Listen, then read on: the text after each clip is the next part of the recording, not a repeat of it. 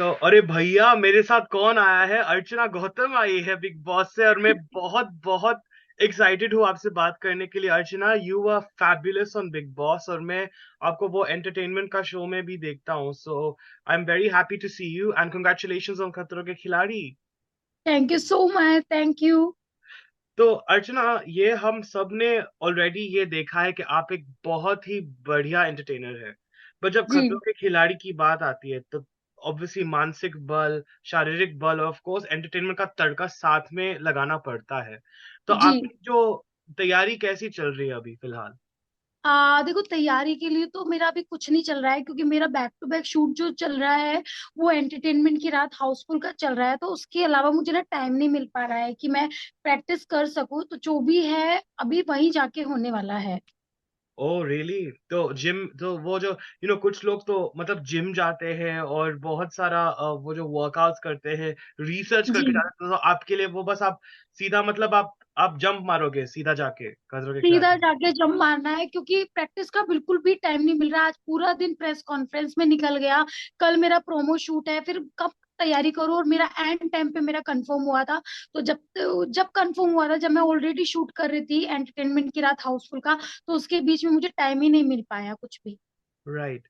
और अर्चना, I think आप उन उन उन सेलिब्रिटीज में से हो जो बिग बॉस ने एक एक्चुअल पहचान दी एज एन एंटरटेनर। हम सब ने आपको कुछ फिल्मों में देखा होगा। ऑब्वियसली आपका जो पॉलिटिकल करियर है वो भी काफी हद तक अच्छा जा रहा था आपके लिए। सो जी। You obviously had the stints, but I think Bigg Boss के आने के बाद how different do you feel? आपको मतलब वो क्या एक डिस्कवरी मिली है अपने आप से बिग बॉस करने के बाद? देखो, बिग बॉस करने के बाद मुझे एक अलग पहचान मिली है। क्योंकि आप ना, पता है, सबसे मेन बात होती है, एक पहचान वो होती है जो आप सीरियल वगैरह करके गए हुए हो और वहां पे आपको ऑलरेडी लोग जानते हैं। मेरी पहचान एक कॉमन पर्सन के तौर पे हुई है, क्योंकि मैंने कभी कुछ किया नहीं था, ना कोई सीरियल, ना कुछ छोटा मोटा काम मिला, तो लोग मुझे जानते नहीं थे। तो जो मैंने एक अपनी अनोखी पहचान बनाई है वो बिग बॉस के अंदर बनाई है। तो जिसकी वजह से लोग मुझे पसंद करते हैं, मेरे दबंग अंदाज पे लोग मुझे पसंद करते हैं। तो वो एक मैंने अलग पहचान बनाई है। तो उसमें मुझे एक प्राउड होता है कि हाँ, मैंने किसी का सहारा नहीं लिया। मैंने किसी चैनल का सहारा नहीं लिया, या मैंने किसी सीरियल का सहारा नहीं लिया। जो थी बिंदास थी और अंदर गई, और वहां पे बवाल मचा के बाहर निकल गई। जी, नहीं बिल्कुल, आपने क्या धमाल मचाया। I used to really enjoy watching you on Bigg Boss, I must tell you thank that. You. Because I think one thing I can definitely say Archana is, आपका दिल बहुत साफ है। आई थिंक मैंने ये बात डेफिनेटली नोटिस की है। चाहे आप कितनी मर्जी हंगामा करे घर में या कहीं पर, आपका दिल बहुत अच्छा है। बट आई मस्ट से जी। वन थिंग अर्चना, हर बेबाक इंसान के सामने बहुत ऐसे किस्से होते हैं जो ऑब्वियसली काफी संघर्ष के होते हैं, चाहे वो इमोशनल या मेंटल बैटल जो होती है। तो आपके लिए वो ये बेबाकपन कब आया आपकी जिंदगी में? When did you think you discovered this very carefree nature of yours? Actually ये बेबाक नेचर मेरा तब आया था कि यहाँ पे मुंबई में एक इंसिडेंट हुआ था कि किसी ने मुझे ना ऐसा झूठ बोल के पुलिस के नाम पे किडनैप कर लिया था। और उसने मेरे पेट में लात मारी थी, और मेरे भाई को बुला के पैसे वैसे जब्त करने की भी कोशिश की थी। और जब मैंने उसकी लात पकड़ी थी तो उसने मेरे यहाँ लात मारी, यहाँ लात मारी। तो मैंने उसको पुलिस के हवाले करा तो दिया था, पर जब पुलिस ऑफिसर्स ने ये बोला कि यहाँ पे क्या सावधान की शूटिंग चल रही है, ये था, तो मुझे एक थोड़ा सा हर्ट हुआ कि यार, ये लोग मुझ पे यकीन नहीं कर रहे। फिर जब बाद में सीसीटीवी कैमरे वगैरह में देखा तो वो चीजें सच हुई। तो जब पुलिस वालों ने मेरे लिए ताली बजाई, तब मैंने सोचा कि हाँ, मुझे ना गलत के खिलाफ लड़ना ही है। तो मैंने तब सोच लिया कि अर्चना, कुछ भी हो, बिंदास रहना है। क्योंकि जब वो चीज थी, जब वो मुझे किडनैप करके ले जा रहे थे, तो एक जीना और मरना दोनों मेरे इक्वल थे। तो मैंने मौत को सामने से देखा, इसलिए मैं बिंदास बनी हूँ। जी, बिल्कुल। और क्या बनी हो आप honestly, and I am really sorry to hear कि आपके साथ ऐसा बहुत बुरा वाकया हुआ। बट आपने क्या मतलब टर्न अराउंड कर दिया आपकी जिंदगी को। बट जी। आपका सबसे बड़ा डर क्या है जिंदगी में? बिकॉज़ फियर फैक्टर एक ऐसा शो है जो डर के आगे जीत है। जी। देखो, फियर फैक्टर की अगर मैं बात करूँ तो मेरा फियर फैक्टर में जो डर है, मैं छिपकली से बहुत डरती हूँ। तो वो मेरा फोबिया है बचपन का। तो उस डर को मुझे निकालना है। और एक ठंड से मैं बहुत डरती हूँ, क्योंकि मैंने अभी तक स्नोफॉल नहीं देखी, मैंने बर्फ नहीं देखी, बिकॉज ऑफ कि मुझे ठंड से थोड़ा सा डर लगता है, क्योंकि ठंड में बर्दाश्त नहीं कर पाती हूँ। तो वो एक चीज मुझे निकालनी है अपने लाइफ से, दो चीजें का फोबिया मुझे निकालना है खतरों में रहकर। राइट। और अर्चना, मुझे उस इस बात की बहुत अच्छा लगता है कि जब आप मजाक करती है, राइट? मैंने बहुत बार देखा है शो में कि लोग आपकी आवाज को लेके बहुत मजाक करते हैं, आपकी जो पर्सनालिटी है उसको लेकर भी बहुत मजाक करते हैं। बट जी। आप बहुत ही स्पॉटिंग है जिस तरह से आप लेती है और फिर जवाब भी देती है। I think it's very well done. But again वो, जी। How do you not allow yourself to get so sensitive? I think जब कॉमेडी चलती है आपको कैसे, मतलब वो बैलेंस करना आता है कॉमेडी में? एक्चुअली देखो, कॉमेडी एक ऐसी होती है, देखो उसमें किसी की टांग भी खींचनी होती है या कुछ भी बोलना होता है तो उसको हैंडल किया जाए। बट मैं उस कॉमेडी के स्टेज पे हूँ, इसलिए मैं सुन रही हूँ, इसलिए मैं बोल रही हूँ। अगर मैं अपनी नॉर्मल लाइफ में कोई मेरी टांग खींचता है तो मैं उसको जवाब भी देती हूँ, और जवाब लेने के लिए मुझे कितना भी कुछ करना पड़े मैं करती हूँ। बट अभी मैं कॉमेडी के मंच पे हूँ तो उसमें ऊपर नीचे रहता है, लोगों की टांग खींचते हैं, मेरी आवाज के लिए बोला जाता है, तो मेरी आवाज के लिए अगर कोई बोल रहा है तो उसपे भी एक हंसी आती है। तो मैं बस ये चाहती हूँ कि जितने भी लोग हैं, ज्यादातर ये ऐसा कौन सी सिटी होती है, जैसे दिल्ली हो गई, मुंबई हो गई, उन उन सिटी को कहते हैं ना कि लोग काम करके बेचारे थक थका के घर पे आते हैं, वो चाहते हैं कि कोई एक ऐसा शो दिखे जो वो अपने दिन भर की टेंशन दूर कर ले। और आज के इस दौर में इंसान ना खुश होने के लिए पहाड़ियों पे जाता है, समुद्र में जगह पे जाता है, जैसे मालदीव वगैरह, बट खुशियां नहीं मिलती। तो अगर मेरे उस आवाज के मजाक से या मेरे कॉमेडी से किसी के चेहरे पे हंसी आती है, तो मेरे से बड़ी भाग्यवान कोई नहीं है कि मैं किसी को एक खुशी तो दे रही हूँ ना। तो वो ही मेरे लिए काफी है। उसमें कोई मजाक बना रहा है नहीं बना रहा है, कोई किससे रिलेटेड कर रहा है, मुझे उससे कोई फर्क नहीं पड़ता। दैट इज सो ब्यूटीफुल अर्चना। बहुत सारे कम लोग हैं जो एक्चुअली स्पोर्टिंगली लेते हैं। वो बोलते हैं कि वो स्पोर्टिंगली लेते हैं, लेकिन मुझे मालूम है जी। कि डेफिनेटली उनको अफेक्ट हो गया होगा। But I think it's so beautiful जिस तरह से वो आपने पेश किया। बट जब बिग बॉस की बात आती है तब हमने देखा था कि ऑब्वियसली आपके डायनामिक्स काफी हद तक बदल गए थे, through out the show. But of course खतरों के खिलाड़ी में भी अलग प्रकार के पर्सनालिटीज होंगे, अलग व्यवहार के हम्म। लोग होंगे। तो किस किस प्रकार के लोग आपसे आपके साथ जमेगी, डू यू थिंक? और किस प्रकार के लोग के साथ आपकी नहीं जमेगी? आपको क्या लगता है इसके बारे में? मुझे ना वो लोग बहुत अच्छे लगते हैं जो मुंह पे होते हैं, अंदर भी वैसे मुंह पे। मुझे वो लोग बिल्कुल भी अच्छे नहीं लगते हैं कि वो आगे बढ़ने के लिए सिंपैथी कार्ड प्ले करते हैं, या कोई भी किसी चीज को आगे करके बढ़ते हैं। अरे तुम में इतना दम है, तुम खुद को आगे करके आगे बढ़ो ना, तुम सिंपैथी कार्ड क्यों प्ले करते हो? तो मुझे वो लोग अच्छे नहीं लगते। मुझे वो लोग अच्छे लगते हैं, गद्दावर होते हैं ना, जो मतलब जो दिल में है वो मुंह पे है, किसी का डर नहीं है, दबंग तरीके से, वो लोग मुझे पसंद आते हैं। राइट। और मुझे खासकर ये बात बहुत अच्छी लगी आपकी अर्चना कि जब आप एक स्टार तो आप बन चुकी है, आप एक प्रख्यात फिगर बन चुकी है, बट फिर भी आप में वो जो ह्यूमिलिटी है वो अभी भी बरकरार है। And I think that is something very very admirable. तो जी। फॉर यू इस फेम की चौका-चौंधरी में कैसे अपने आप को सँभालना कितना मुश्किल होता है? पहली बात तो, मैं जो ये फेम मुझे मिल रहा है इसको मैं ना सर पे नहीं चढ़ाती। मैं कोई भी चीज ऐसी है जिससे मुझे नुकसान है, या मैं किसी भी चीज को अपने सर पे नहीं बैठाती। अगर कोई सर पे बैठ जाता है तो उसको एकदम से उतार देती हूँ, चाहे वो मेरा फेम ही क्यों ना हो। तो मैं भगवान से बस ये दुआ करती हूँ कि भगवान कभी मुझ में एटीट्यूड ना आए, कभी मैं किसी के साथ गलत ना करूं, सबके साथ अच्छा करूं, और कभी मेरा जो ये फेम है मेरे सर पे चढ़कर ना बोले। तो मैं यही चीज प्रे करती हूँ गॉड से। जी। और हाल ही में आपका एक इंटरव्यू था जो यशराज मुखाटे ने एक गाना बना के वायरल कर दिया।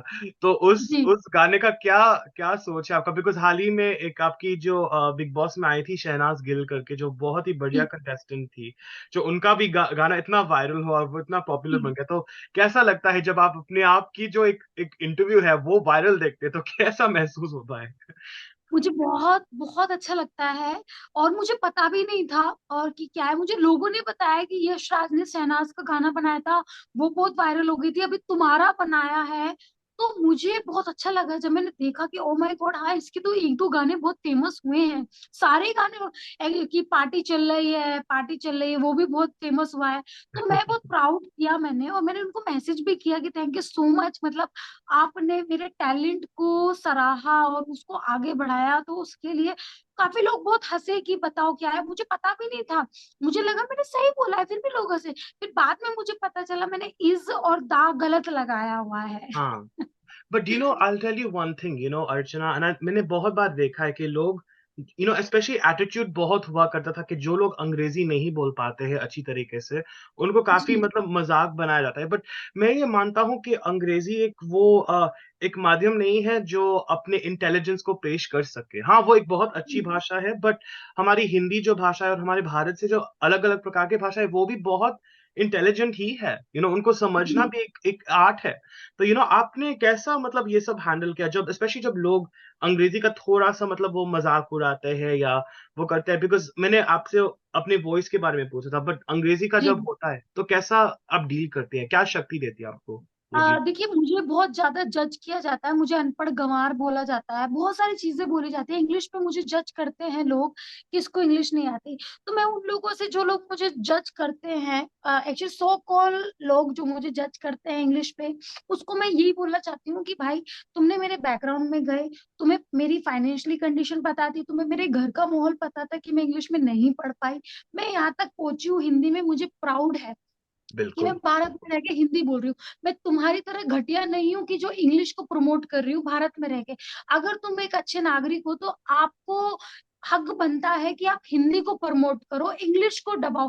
बट नहीं, आप अगर चाहे ठेले वाले के पास जाओगे तो बोलोगे, भैया do you have banana, do you have this. अरे भैया, शॉप वाले के साथ आप इंग्लिश में बात कर रहे हो, आपसे बढ़कर आपसे तो लानत ही नहीं है। अरे सीधा सीधा बोलो ना भैया, आपके पास ये है क्या, बिस्किट है क्या ये। तो मुझे बहुत बुरा लगता है कि लोग इंग्लिश को प्रमोट कर रहे हैं, हिंदी को नहीं कर रहे हैं, तो मुझे बिल्कुल।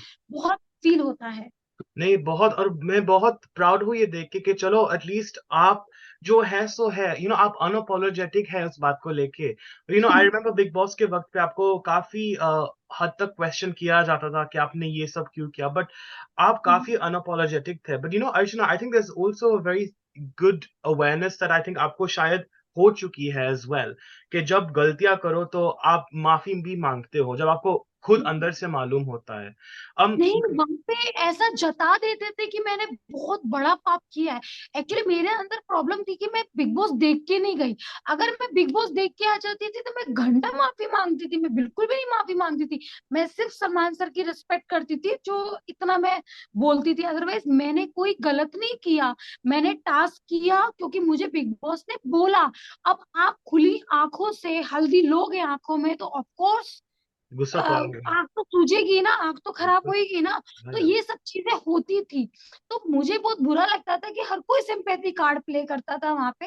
मैंने लाइफ में कभी सिंपैथी कार्ड प्ले नहीं किया, वरना मैं भी बहुत कुछ कर सकती थी। Hmm. But I must say one thing Archana, ji. मैंने बहुत बार देखा है, अगर एक लड़का बेबाक हो जाता है, तो हाँ, कुछ लोग उसको रिएक्शन दे देते हैं और फिर छोड़ देते हैं। लेकिन जब एक लड़की, एक स्त्री जब अपनी आवाज़ उठाती है, तो हाँ। क्या घमासान, मतलब इतना लोग बोलते हैं, बहुत-बहुत वाहियात बात बोलते हैं उनकी तरफ। इट्स हाँ। Almost like as if they are intolerant to that.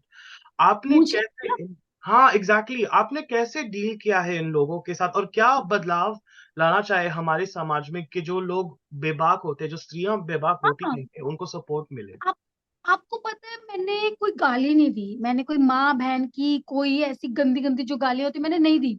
जी, जो मेरे साथ के लोग थे बिग बॉस में, मैं बता नहीं सकती उन्होंने किस लेवल की गाली दी है मुझको, कितना गंदा बोला है। उनको भी तब भी नहीं बोला गया था, क्यों? क्योंकि उनकी fan, so called fan following है। अब उनकी फैन फॉलोइंग मुझे बोलेगी तो मुझे कुछ फर्क नहीं पड़ता, उसकी फैन फॉलोइंग कुछ भी बोलती है।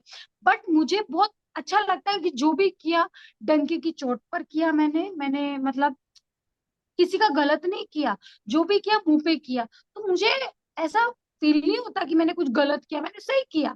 और मुझे और करना चाहिए था। अब मुझे रियलाइज होता है कि मैंने और नहीं किया, बस बिकॉज ऑफ थोड़ा रिस्पेक्ट थी शो की, तो इस वजह से। बट जो भी बोला मुंह पे बोला। जी। और मुझे बहुत खुशी है कि अभी जो मैं खतरों के खिलाड़ी में जा रही हूँ ना, यहाँ पे कोई वोटिंग सिस्टम नहीं है, तो यहाँ पे पड़ा पड़ा कोई जीत नहीं सकता। बिल्कुल, एब्सोल्युटली यहाँ पर सिर्फ स्टंट बेस्ड और परफॉर्मेंस के बेस पर है, which right. I think is really good actually because ये एक्चुअली ना सी बिग बॉस एक एक अच्छी शो है इन टर्म्स ऑफ जी। प्रोजेक्टिंग अपने पहचान बनाने में।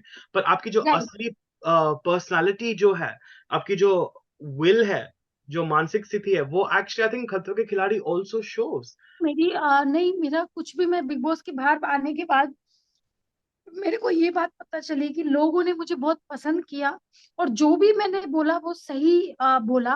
तो मेरे कोई वीकनेस पॉइंट नहीं था कि जी, मैंने कुछ गलत करा या नहीं। मैंने जो भी किया वो सही किया, क्योंकि जो मुझे बोला गया था वो मैंने किया। बिग बॉस टास्क देते थे वो मैं टास्क निभाती थी। अब उसमें कोई कैसा सिंपैथी कार्ड प्ले कर रहा है वो मुझे तो पता नहीं है। मुझे तो बाहर आके पता चला कि लोगों को भेजा गया बिकॉज ऑफ मेरा गेम खराब करने के लिए। तो ये सब चीजें मुझे बाहर आने के बाद पता चली, बट अब जो बीत गया सो बीत गया। अभी बस ये करना है कि खतरों के खिलाड़ी में कैसे डट के सामना करना है। जी। तो पहली बात तो रोहित शेट्टी सर है वहां पे, कोई सिंपैथी कार्ड प्ले भी नहीं कर सकता। वहां हाँ, पे तो वो मुंह पर जवाब देंगे, जी बिल्कुल करने ही और नहीं देंगे। No absolutely but I think Khatron Ke खिलाड़ी आप क्या हासिल करना चाहते हैं एक्सपीरियंस से बिकॉज़ लोग कहते हैं कि करियर फॉरवर्ड करना चाहते ट्रॉफी, हैं या वो ट्रॉफी जो मेरा सपना अधूरा रह गया था बिग बॉस की ट्रॉफी का, वो मैं खतरों के खिलाड़ी में पूरा करना चाहती हूँ। अच्छा that's I mean of course I mean that's always gonna be the main goal right but I think फ़िल्में आप और भी ज़्यादा फ़िल्में करना चाहेंगी या सीरियल क्या करना मेरी चाहेंगी आप? मेरी मेरी अभी दो फिल्में साइन है, एक वेब सीरीज है और एक फिल्म है, पंजाबी फिल्म। ओह और कांग्रेचुलेशन! मैं खतरों के बाद जा रही हूँ, ऑस्ट्रेलिया जा रही हूँ, और उसके अलावा एक इंडिया में शूट है। तो ये दो फिल्में कर रही हूँ जल्दी। Very good well Archana it is so good to see you booked and busy और मुझे बहुत बहुत खुशी है कि चलो फाइनली हम अपना इंटरव्यू कर पाए एंड आई कैन नॉट जी। Wait to see on Khatron Ke खिलाड़ी मुझे आपसे बात करके जी, बहुत अच्छा लगा सो थैंक यू सो मुझे भी मच बहुत बहुत अच्छा लगा। Thank you wishing thank you you all the so very much. Best Archana thank bye you, thank you. Bye.